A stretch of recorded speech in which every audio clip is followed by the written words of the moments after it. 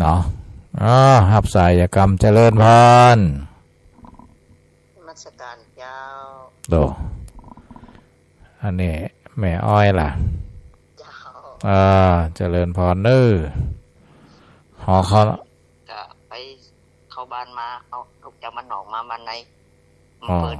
ปิดจับพอดีโดยเจริญพรดีละครับเป็นกำลังใจให้ท่านนะเจ้าเจริญพรเน้อแม่เน้อเจ้าวันนี้จะจัดยาวถึง2 ทุ่มพุ่นน่ะเจริญพรนะวันนี้จุกนี้เราได้เยอะหรอกวันนี้เจริญพรเน้อแม่เน้อจัดเหมือนเราฟังโทรมาก่อนนี่เจริญพรนะเป็นกำลังใจท่านนะเจ้าเจริญพรเนี่ยวันนี้ก็ขนาดมีตัวช่วยนักนะมีเพลงพ่องมีอาจารย์กำพลเปิดตะกี้พ่องนะก็ยังอิดอยู่นะประเดี๋ยวนี้อ่านหรือยัง มันอิดแดดเนาะอิดแดดด้วยอากาศด้วยนะเนี่ยศรัทธาสาธุชนตะกอนนี่ได้สมัยเป็นพระหนุ่มเน้นน้อยเนี่ยมันสภาพแวดล้อมจะได้ในถึงบ่หือบ่อื้อนะสู้ได้เนาะศรัทธาสาธุชนทั้งหลายหับสายกำเจริญพรได้เพิ่นอยู่ตาโถกกันนี่เป็นน้อยตาโถกนะแม่ฟังท่านอยู่เด้อแม่เป็นกำลังใจท่านนะเจริญพรนะแม่เน้อสวัสดีปีใหม่เน้อเจริญพร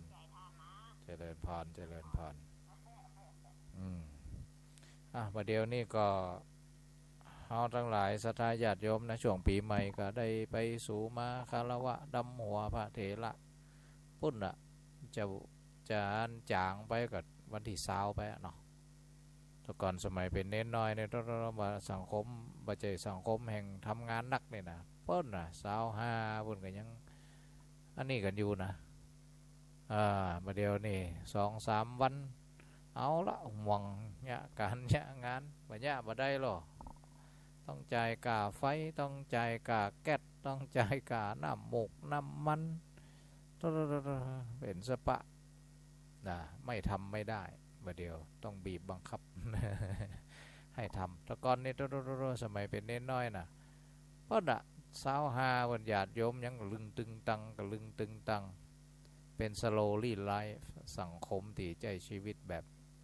เรียบง่ายและช้าก่อนเป็นเน้นน้อยอยู่วัดสีล้อมนะมันเป็นอันช่วงเวลาเน้นแล้วเนาะอัน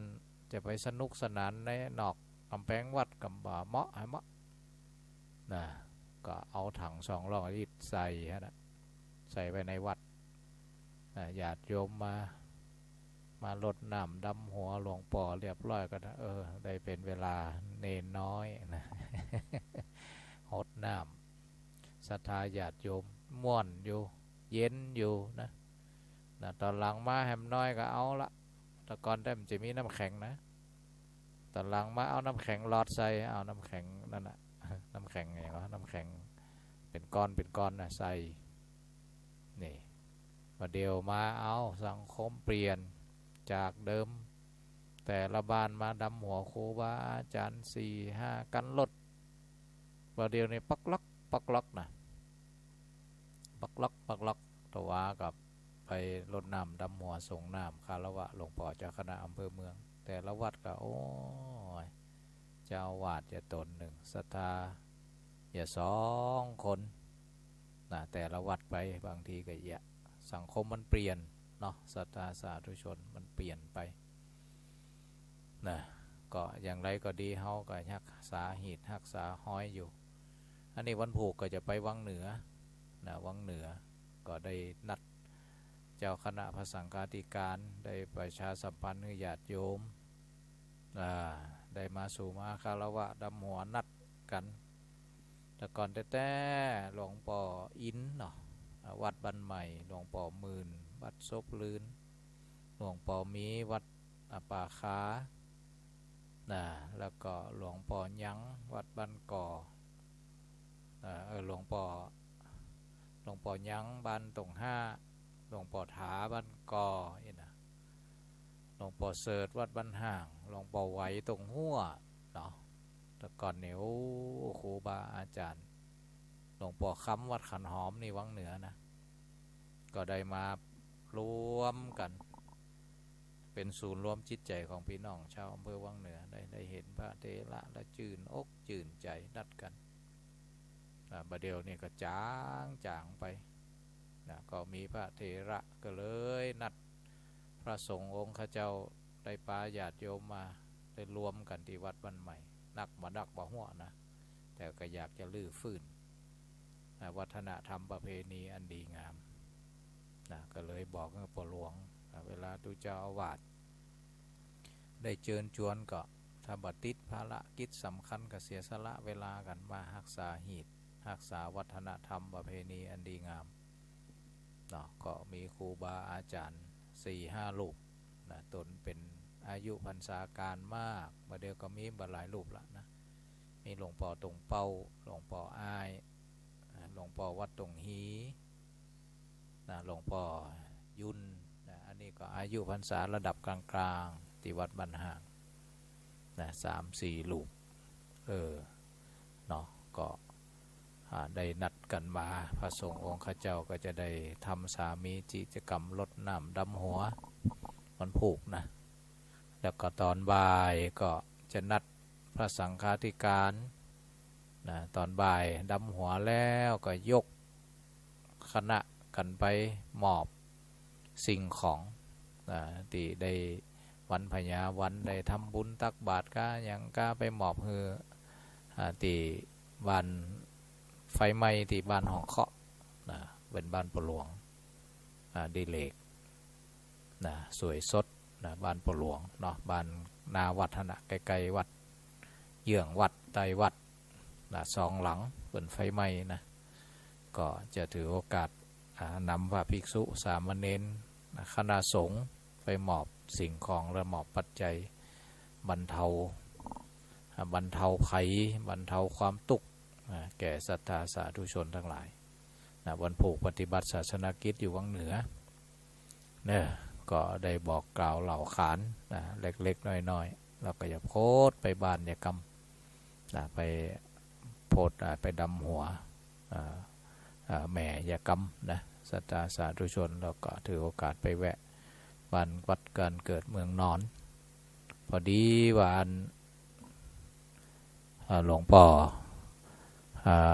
วัดพระธาตุจอมแจ้งพระอาจารย์หมอพระอาจารย์หมออาจารย์อรเชษฐ์นะจะได้เอาพระพุทธรูปพระพุทธเมตตาได้ไปถวายที่วัดบางเจริญนะก็จะไปดูตีกรรมกันไปคณะกรรมการศรัทธาที่เป็นผู้นำจะได้ไปจี้ไปจุ่ยกันพิจารณาว่าจะเอาไปไหวตังใดดีแปลงทานพระศาลาก็ขับแคบละเนาะเอาไปไหวศาลากับพระองค์ใหญ่มันดูกับสง่างามอย่างโหไปกับเหมือนทึบก็เลยจะเอาไว้แปลงทานไว้ทั้งนอกนะคือมันสง่างามคือองค์พระสง่างามคือมันเด่นนะผูกก็จะสดไปบ้านจะกำนะเน้อศรัทธาสาธุชนทั้งหลายนะวันนี้ได้จ๋าทบทวนชีวิตบ่อยๆนะอย่าไปลืมนะหมู่เฮาทั้งหลายอย่าไปลืมย่ำอยู่สม่ำเสมอประโยชน์ตน ประโยชน์คนอื่น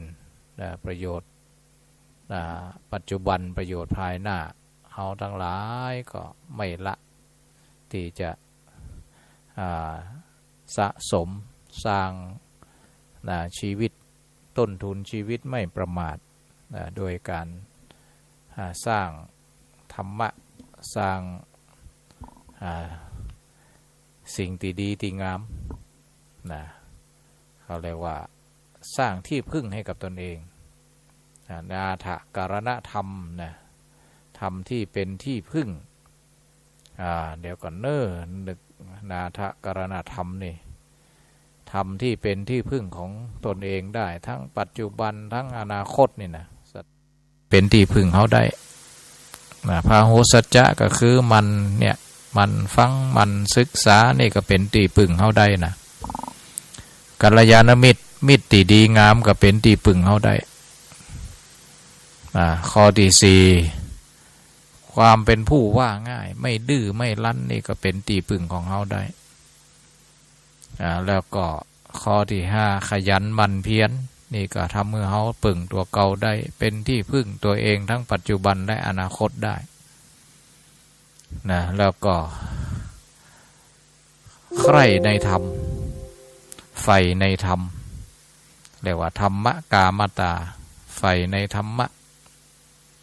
อันนี้ก็เป็นที่พึ่งของเขาได้นะอย่างเขาถึงวันเนี่ยเนาะบางอุ้ยง่ายไฟดีเนี่ยไฟในตั้งที่ดีบ่ฟักไฟในตั้งห้ายนี่ข้อที่หกข้อที่เจ็ดก็ปารเพียรพยายามนี่วิริยาลัมภะปารภความเพียรสม่ำเสมอความเพียรก็มีสี่ประการเนาะเพียรละความชั่วเพียรทำความดีเพียรรักษาความดีไว้แล้วก็เพียรที่จะเจริญความดีนี่เขาเรียกว่าเพียรนี่ก็เป็นที่พึ่งตัวเก่าได้นะศรัทธาภาษาสมัยใหม่ก็แล้วเป็นหลักประกันชีวิตได้เป็นการเขาเรียกว่าบริหารความเสี่ยงที่จะเกิดกับชีวิตของมนุษย์ในเสี่ยงวันนี้วันผูกก็บ่ฮู้ว่าเสี่ยงอย่างพ่องติดหน้าจะเสี่ยงอย่างพ่องเดือนหน้าจะเสี่ยงอย่างพ่องดังนั้นการที่มีเปื่อนดีมีความขยันหว่านอนซ้อนง่ายใครในธรรมะมีศีลนี่นะล้วนแล้วแต่เป็นปัจจัยเป็นต้นทุนป้องกันความเสี่ยงแล้วก็สันโดษเนาะนี่เป็นอยู่อย่างพอเพียงนี่ก็เป็นที่พึ่งได้นะป้องกันความเสี่ยงเป็นที่พึ่งในเรื่องของความมั่นคงเป็นที่พึ่งในเรื่องของป้องกันความเสื่อมก็ได้นี่ข้อเก่ามาละสติที่ตะกี้มาตลอดว่าสตินี่ก็เป็นธรรมะที่พึ่งได้สุดท้ายก็คือตัวปัญญาสัมปชัญญะนี่แต่เป็นภาษาคำกลอนก็ประพฤติดีมีจรรยาสุดแสนสวยนี่เขาเรียกว่าศีลประพฤติดีมีจรรยาสุดแสนสวยมากไปด้วยการเล่าเรียนเพียรศึกษานี่พาหุสัจจะคบหามิตรที่ดีมีปัญญานี่กัลยาณมิตรตาน้อมกายาว่านอนสอนง่ายดีนี่ช่วยเหลืองานน้อยใหญ่ไม่ทอดทิ้งนี่ขยันหมั่นเพียรรักความจริงใฝ่ธรรมนำวิถีนี่ใฝ่ดีเพียรละชั่วขยันทำแต่กรรมดีนี่ปรารภความเพียรปัจจัยสี่ที่ได้พอใจจริงนี่พอเพียงสันโดษสติจำสิ่งที่ทำคำที่พูดได้เนี่ยมีสติกำกับเห็นเข้าใจรู้เกิดดับสรรพสิ่งเป็นที่พึ่งแก่ตนได้จริงๆถ้าไม่ทิ้งหลักธรรมนำเจริญนี่10 ประการนะเขาเรียกนาถกรณธรรม10 ประการนี่ถ้าหักตัวเก่าต้องน้อมทำ10 ประการนี่เอามาฝึกปฏิบัติมาเป็นหลักมาเป็นแนวทางศีลนี่เอาทั้งหลายก็พยายามย่ำที่ขอศีลเนี่ยมันใจเพียงพิธีกรรมนะเนาะเอาเข้าจริงๆถ้าศีลเนี่ยไม่ใช่ที่จะพึ่งเฮาได้บ่ใจพิธีกรรมนี่เป็นการสะกิดเฮาละอายใจพยายามย่ำสะกิดว่าศีลนี่สำคัญเน้อรักษาศีลเน้อรักษานี่ก็คือเว้นเว้นไม่ให้ทำเว้นจากการเบียดเบียนเว้นจากการลักทรัพย์เว้นจากการประพฤติผิดในกามเว้นจากการพูดคำโกหกเว้นจากการดื่มสุราและเมลัยเนี่ยสิ่งเหล่านี้ นี่ถ้าเราทำได้นะเว้นสิ่งเหล่านี้ก็ถือว่าเป็นธรรมะที่ทำให้เรามีที่พึ่งได้มีความมั่นคงได้และไม่มีความเสี่ยงจะวันปลูกวันเฮือกะเสี่ยงติดนากะเสี่ยงปีนากะนี่ถ้าเรามีศีลบ่ต้องกลัวความเสี่ยงเหล่านี้นอกจากนั้นก็มันไฟห่ำไฟเฮียนถึงวันนี้เราก็การการเรียนไม่ได้หมายความว่าอยู่ห้องเรียนเท่านั้นที่เราฟังเทศน์ฟังธรรมถึงวันนี้ได้รู้ของใหม่เข้าใจของเก่าเรื่องเก่าๆนี่ได้โห่เป็นเรื่องไปนี่ก็ยังเป็นนักศึกษานักเรียนอยู่นี่ก็เป็นที่พึ่งตัวเก่าได้มีเพื่อนดีมีคนดีใฝ่หาคนดีจริงๆคนดีเนี่ยพระพุทธเจ้ายังสอนให้เขาว่ากัลยาณมิตรเนี่ยเป็นทั้งหมดของพรหมจรรย์เนี่ยนะดังนั้นมีความสำคัญมากกัลยาณมิตรนี่นะคนดีอาจารย์ดีคนดี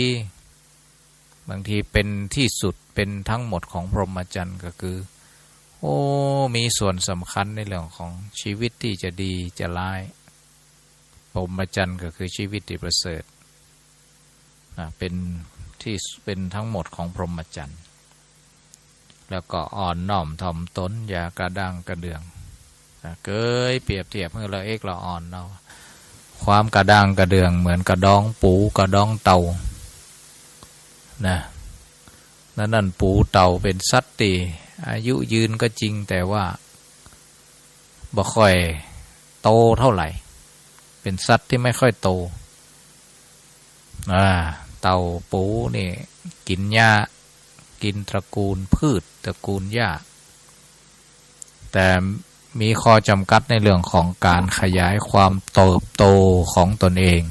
ร่างกายนะศรัทธาสาธุชนทั้งหลายบ่ค่อยโตนะที่มันไม่โตเพราะว่ามันมีความแข็งเป็นกรอบข้างนอกเป็นเกราะข้างนอกมันเลยปิดกั้นความเจริญงอกงามได้อย่างเต็มที่นี่ความแข็งนี่นะแต่เป็นจ้างก็เป็นม้าก็เป็นงัวเป็นควายนี่กินหญ้าเหมือนกันเป็นสัตว์กินหญ้าเหมือนเต่าเหมือนปูแต่จ้างมันสามารถโตขยายโตมากม้าก็ดีงัวควายก็ดีทั้งกินหญ้าเหมือนเต่าเหมือนปูแต่ทำไมมันโตเพราะว่าช้างก็ดีม้าก็ดีวัวควายก็ดีมีความนุ่มหุ้มอยู่ข้างนอกก็คือหนังของมันเนี่ยมันนุ่มนะ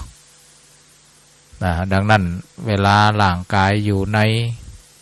ด้านในขยายได้เติบโตได้แต่ถ้าเป็นปูเต่ามันก็จะเติบโตได้อย่างจำกัดเพราะความแข็งกระด้างที่มันครอบไว้อยู่มนุษย์เขาก็เหมือนกันถ้าก้าวร้าวแข็งกระด้างบ่ฟังไผนะก็โตได้นิดหน่อยโตได้นิดหน่อยไม่เจริญถ้าถึงผู้รักผู้ใหญ่ก็ไม่สนับสนุนไม่เอาเป็นผู้นำละคนลักษณะอย่างนี้นี่มันก็จะหันหรือยังว่าหลักธรรมแต่ละข้อที่พระพุทธองค์ได้ทรงแสดงไว้แล้วล้วนแล้วแต่มีนัยยะละเอียดลึกซึ้งถ้าเราอ่อนน้อมถ่อมตนก็เป็นที่พึ่งของเราได้มีเขาเรียกว่าพลิกชะตาชีวิตก็เพราะบางทีตัวเก่านั่นแหละนำไปเหตุให้ผู้หลักผู้ใหญ่ผู้มากบารมีผู้มากด้วยบุญเกื้อกูลหนุนนำหนุนเสริมทำให้เจริญก้าวหน้าในที่สุดพึ่งตนเองได้นะเพราะตัวเก่าได้รับการสนับสนุนอันเกิดจากความอ่อนน้อมถ่อมตนไม่ใช่ประจบประแจงนะความอ่อนน้อมถ่อมตนประจบประแจงในบางทีก่อนมีเหลี่ยมไม่บริสุทธิ์ เจตนาแฝงเนาะอ่อนน้อมถ่อมตนไม่จริงใจอันนั้นก็ไปแฮมแบบหนึ่งเนาะแล้วก็ขยันหมั่นเพียรพวกเนี้ยนะศรัทธาสาธุชนทั้งหลายอันนี้เฮาก็ฮู้แล้วนะคนขยันนี่นะมันปึ้งตัวเก่าได้จะดำเนินธุรกิจทำหน้าที่การงานใดก็สามารถนำความเจริญก้าวหน้าได้เพราะความขยันหมั่นเพียรเนาะศรัทธาสาธุชนเอาละโอ้ไปกับอิดไปด้วยฟังเพลงแต่สักเพลงนะกฎแห่งกรรมลองสิไม่ได้ฟังนานแล้ว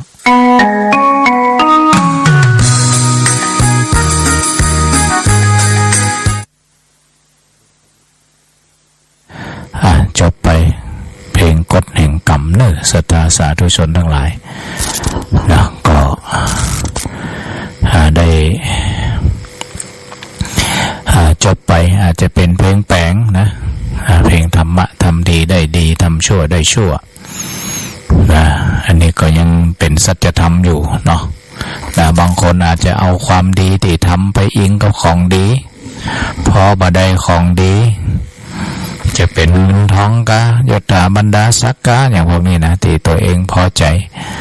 พอบ่ได้ก็จะไปหันโทษกฎแห่งกรรมว่าทำดีบ่ได้ดีแต่จริงๆกฎแห่งกรรมซื่อตรงสัจธรรมเสมออย่างเช่นเขาอ่านหนังสือเนี่ยเขาก็ลวกเขาโหทันทีเลยเนี่ยทำดีได้ดีแต่การจะไปสอบได้หรือสอบบ่ได้นะมันเป็นขั้นตอนหนึ่งนะการที่เขาจะได้เกรดเท่าใดเนี่ยมันเป็นกฎเกณฑ์มนุษย์ที่เป็นตั้งขึ้นนะบางทีมันสัมพันธ์สอดคล้องกับกฎแห่งกรรมนะแต่บางทีมันบ่สอดคล้องกันแต่เราต้องเข้าใจว่าตอนเราอ่านหนังสือเราฉลาดแล้วนะเราลวกขึ้นเรียบร้อยแล้วเนี่ยตรงนี้ก่อนทำดีได้ดีแต่มันจะขั้นที่สองขั้นที่สามที่ได้เกรดดีก็ทำงานดีก็อันนี้มันเป็นลำดับแห่งจันหนึ่งบางทีมันก็สัมพันธ์กันนะอ่านหนังสือตัวสอบได้ตัวเกรดดีตัวอันนี้มันอยู่ที่คนใจกรรมนะคนใจคนปัจจัยพวกเนี้ยปัจจัยตั้งนอกนะแต่ว่าเขาจงเข้าใจว่าอ่านหนังสือความดีได้ความโหนี่แน่นอนละเป็นสัจธรรมเหมือนกันเวลาเขาเลี้ยงไก่บางคนนี่ขยันมันเพียรทุ่มเทเลี้ยงไก่ปลูกพักปลูกไม้นะปรากฏว่าทำไปติดหนี้ติดสินเจ๊งอีนะโทษละทั้งที่เขาทำดีคือขยันมันเพียรมันจะได้บ่ได้ดีติดหนี้ติดสินต้องปัจจัยที่หนึ่งเป็นขั้นแรกก่อนทำดีได้ดีขั้นแรกก็คือเขาปลูกพักเขาก็ได้พักนี่ปลูกพักกาดได้พักกาดนี่ฮะหรือยังเลี้ยงไก่ก็ได้ไก่นี่ฮะเนาะมันประพิษนะสัจธรรมแต่การที่จะรวยก็การที่จะปลดหนี้ปลดสินได้ก็มันแหมปัจจัยหนึ่งแหมขั้นหนึ่งอย่างเช่นเป็นเอามามองเรื่อง4ปัจจัย4ดูสถานที่ดูเวลา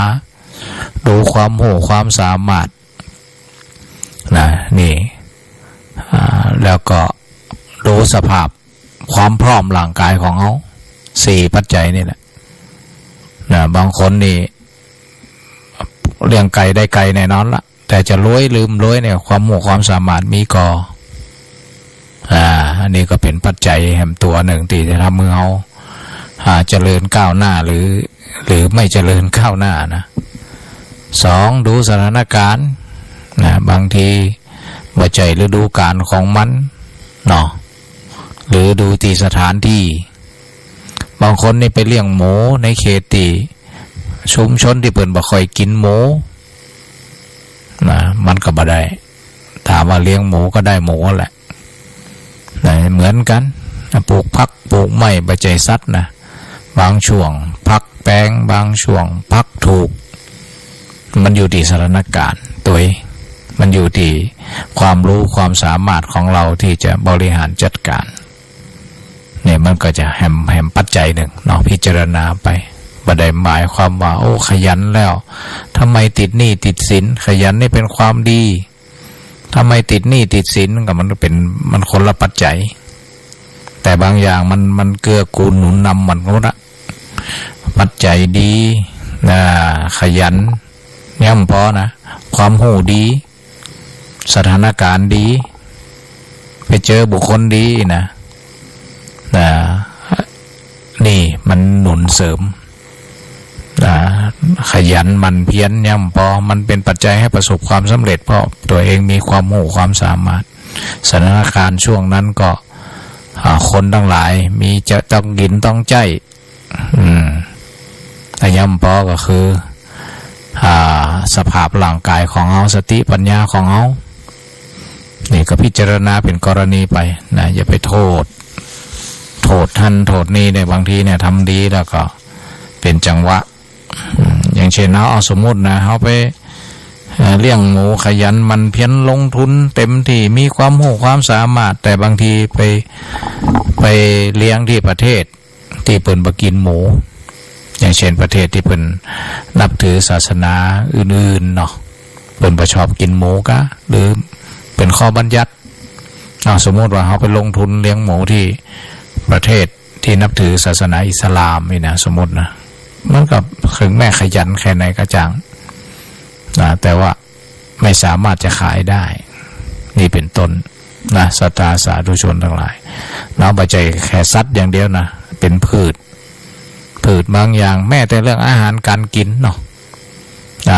บางทีเขาไปทำอาหารลองน้ำพริกน้ำปูมาทำตีขาย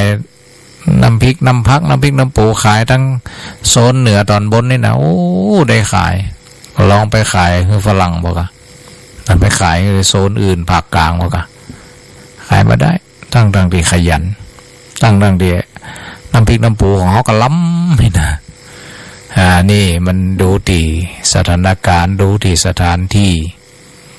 ดูที่ความรู้ความสามารถแต่เขาตำน้ำพริกน้ำปูก็ได้น้ำพริกน้ำปูนี่ต้องเข้าใจสัจธรรมเบื้องต้นกันนะเรื่องทำดีได้ดีทำชั่วได้ชั่วก็เหมือนกันมันเป็นสัจธรรมเบื้องต้นตรงไปตรงมาเนี่ยเขาจะได้ไม่โทษกฎแห่งกรรมว่าทำดีบ่ได้ดีแต่บางคนมันลัดขั้นตอนนะอย่างเช่นขยันมันเพียรแล้วทำไมไม่รวยทำไมติดหนี้ติดสินทำไมเจ๊งถามว่าขยันมันเพียรอะไรขยันมันเพียรอ่านหนังสือก็ได้ความรู้ไปแล้วความลวกไปแล้วนะบางคนนี่ไม่ขยันมันเพียรสมมติไปสอบโกงข้อสอบทุจริตสอบได้นะไปเทียบเหรอเขาทุจริตเขาทำความชั่วจะได้ดีสอบติดของเขานี่สื่อสัตย์สุจริตบัดดูบัดโกงแต่จะได้สอบบัดได้ทำดีไม่ได้ดีนี่มันผิดคันอ่านหนังสือเขาลวกคนบ่อ่านหนังสือบ่ลวกเงาอย่างเก่าเนาะมันคือผลของกรรมเนี่ยเขาต้องดูขั้นต้นอย่างนี้เอาไปตำนี้แต่เรื่องอื่นๆที่วิธีของมนุษย์ที่บ่ซื่อบ่ใสเนี่ยมันก็แหมเรื่องหนึ่งมนุษย์เนี่ยบางทีมันไม่ซื่อสัตย์ต่อกฎกติกาที่ตัวเองวางไว้อันนี้เขาก็ว่าแหมจันหนึ่งเรื่องกฎหมายบ้านเมืองจับใดก็ลงโทษลงทันไปก็ว่าไปแต่เขาไม่ได้อ่านหนังสือเขาก็โง่ไม่ฉลาดขึ้นคนที่อ่านหนังสือถึงแม้จะสอบไม่ได้นะแต่เขาฉลาดมีความรู้นักกว่าคนที่ทุจริตนี่เป็นต้นเนาะสัตตาสาธุชนวันนี้ก็ช่วงท้ายรายการละนะก็ต้องขออนุโมทนาขอบคุณกับครูบาอาจารย์นะก็มีท่านไร้เครื่องคลื่นสีขาวเพื่อชาวประชานะก็มีท่านอาจารย์พระครูอภิวัฒนวิกรมวัดดอยหล่อเป็นผู้อำนวยการคอยดูแลประสานงานขับเคลื่อน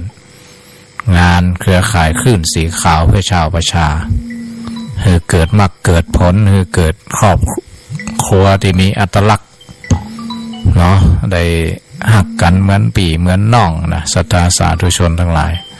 เดี๋ยวก็จะจบรายการครับสายกรรมเจริญพร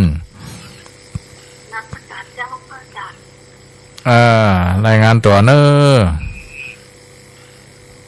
บ้านสีเจ้าบ้านขันยางเนาะเจ้าอนุโมทนาเนอะฟังชัดเจนอยู่เนาะชัดเจนเข้าสาธุสาธุฮ้อนก็เจ้าก็จ้ะโอ้ฮ้อนอยู่ช่วงนี้มันฮ้อนเนาะฝนก็บ่ตกฮ้อนอยู่บ่เนี่ยจังหากอย่าไปเครียดเนาะทำใจให้สบายเนอะเนี่ยก่อยเป็นก่อยไปหาวิธีบริหารจิตเนอะแม่เนอะเนาะเป็นกำลังใจให้นะเป็นกำลังใจให้เนาะสายเข้าซ่อนมาให้เจริญพรแค่นี้ก็เนอะเจริญพรนมัสการเจ้าท่านนะรายงานตัวด้วยขยายพรล่องบะแดงนะจ๊ะต้องเป็นประจำเนี่ยประจำมาได้เมมจื่อไว้ก็เลยเจ๊ะสุมาถ้ามาประชิดว่าถ้ามาจงใจจงชาติแล้วฉันเนกะลงหรือว่าอะไรโอ้ฟังหมดเนาะดีละตั้งก็จะไหลแล้วก็จุลุงด้วยเห็นไหมจ๊ะดีละสาธุสาธุจุเจ้านี่นะย้ายฟังไปชิดดีละธรรมะหลายรสไหนเนาะเจริญพรนะแม่เนอร์นมัสการเจ้ารักษาสุขภาพเนาะเจริญพรเนอร์สุขภาพแข็งแรงเนอร์